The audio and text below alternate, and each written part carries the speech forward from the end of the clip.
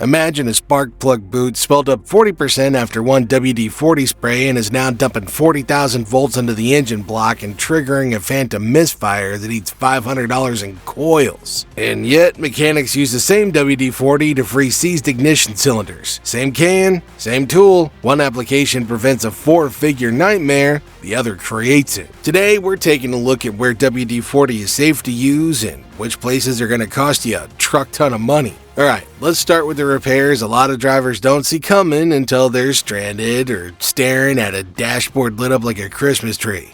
First up, the ignition lock cylinder. So you slide your key in and it hesitates at the accessory position. Now maybe it's not going to come out smoothly when you try to pull it back out. On a lot of occasions, drivers think that the key's wearing down. But the truth is that you've got spring-loaded pins sitting in chambers, and moisture from temperature swings creates oxidation thinner than a human hair. Now all those pins start binding against the cylinder walls, and after that you've got maybe, 10 days before you're locked out of your own ride. Now that's where the WD-40 comes into play. You gotta remove the key completely, aim WD-40 into the cylinder at around 3 o'clock, and deliver one controlled burst. Now I know what you're thinking. Why 3 o'clock? Well, that's where the upper pin chambers meet maximum friction during rotation. Then you cycle that key in and out slowly, maybe 15 full rotations. See, the penetrant's gonna break the oxidative bond with that hydraulic shock that could snap a pin spring. Fancy talk for just under 2 minutes and you've solved a problem the mechanics could charge up to $400 to repair. Now next up, we've got the ABS tone rings. You know, the machine gear rings behind your wheels that your speed sensors read thousands of times per second. When brake dust bonds to these rings, your sensor starts getting interrupted signals. What follows is that the ABS module thinks that there's a wheel speed mismatch, so it throws a code that lights up your dashboard. Now, in such instances, most shops will quote hub bearing assemblies and drop to a $600 invoice. Now, before jacking with all that, you can spray a fine WD-40 mist directly onto these tone ring teeth. See, if there's microscopic corrosion or contamination, the solvent causes a visible reaction where the grime literally changes color. Now, all you've got to do is clean it off, clear the code, and the problem's solved. No need for new parts or a 4-hour labor charge. Now, we've also got oxygen sensors and blend door linkages. When it comes to O2 sensors, well, their electrical connectors corrode from constant heat cycling between 400 and 1200 degrees. Yeah, that corrosion then creates resistance that makes fuel trims go haywire. Yet a tiny amount of WD-40 on the connector body restores conductivity. You do the math. A $95 sensor replacement and a $2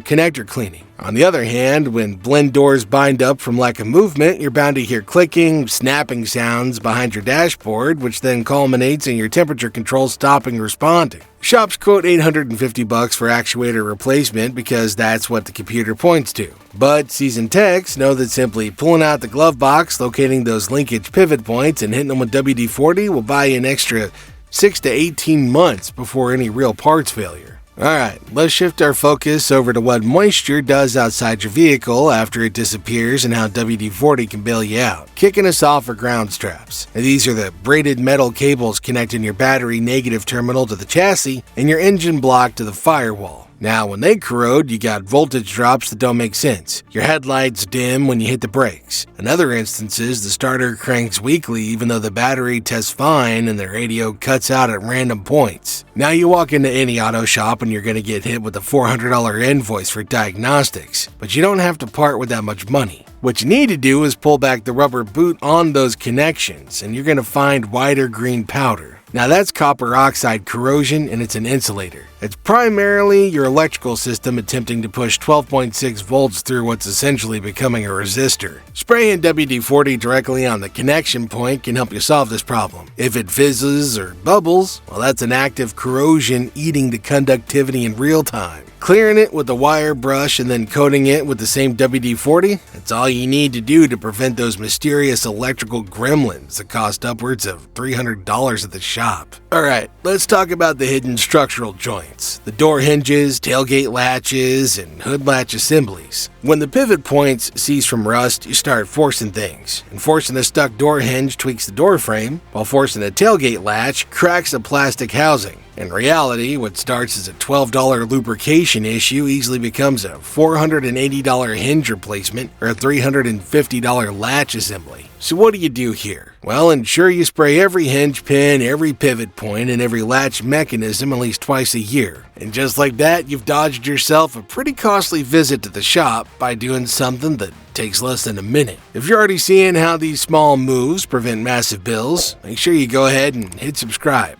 Because one wrong move related to what I'm about to show you next doesn't just cost you money, it leaves you stranded. Alright, let's talk about the area where electrical problems are born, inside the cabin and behind the dash. Starting off with the alternator. Now you might think that since it's a sealed unit, it's immune to the environment, but fine dust, moisture vapor, and road grime can work their way inside over time, especially in older vehicles or those driven in wet climates. That contamination ends up interfering with brush contact and creates tiny voltage inconsistencies that don't trigger a warning light, but they do stress the whole charging system. But a good old-fashioned controlled application of WD-40 around external contact points and housings helps displace moisture and limit surface contamination before it migrates inward. We also can't overlook spark plug boots. Now these boots live in extreme heat, and as the rubber ages, it dries, stiffens, and begins to crack internally.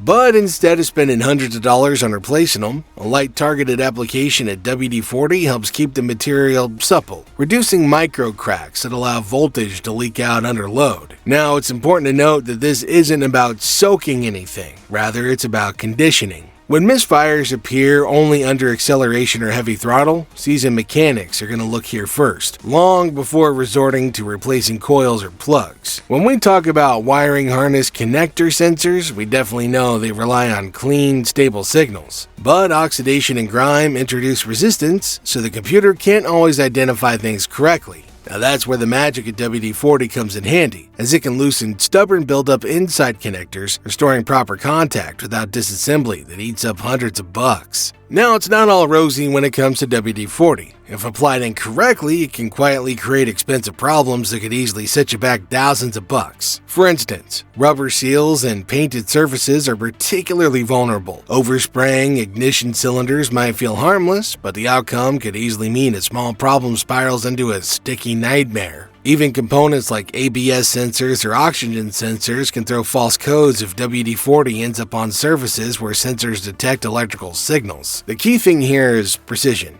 A carefully targeted spray keeps WD-40 within the targeted areas and ensures that it doesn't harm by getting to where it's unwanted. These might seem like simple surgical steps, but in reality, they make a world of difference. Even seasoned mechanics occasionally misapply WD-40, but following these guidelines lets you extend the life of components that silently fail in other cars. Setting aside a few minutes now and doing these few sprays of WD-40 in the right places can be the first step in helping prevent thousands in repairs while keeping your car running smoothly, safely, and reliably. Now, if just one of these tricks saves you from a 4-figure repair bill, make sure you hit subscribe, and I'll see you next time.